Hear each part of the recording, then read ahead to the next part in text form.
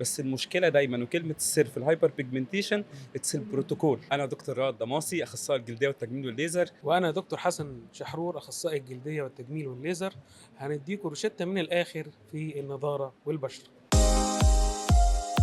الروشته النهارده فيها مشكله الهايبر بيجمنتيشن، التصبغات دي جمله كبيره بنقدر يعني فيها حاجات كتير قوي تقدر تتعمل. هي مش مجرد ان انا عندي تصبغات فانا عندي ليها حل واحد. الجلسات اللي بنقدر نعملها في العياده حاجات كتير، بيلينج، حقن للتصبغات، حاجات الميزوثيرابي، حاجات السكين بوستر. بس المشكله دايما وكلمه السر في الهايبر بيجمنتيشن اتس البروتوكول. ده بالاضافه طبعا الى الحاجات اللي احنا بنعملها في العياده. الفكره بقى ان احنا الحاجات اللي موجود فيها جلايكوليك اسيد موجوده في السوق مش كتير، والنسب دايما محتاجين ان احنا تبقى مظبوط عشان اخد افكت. فانا مهم ان البيشنت يجي لي عشان اقدر كمان يعني اوصل تتابع معاه في البيت وتتابع معاه في العياده. من البرودكتس الكويسه بقى اللي موجوده.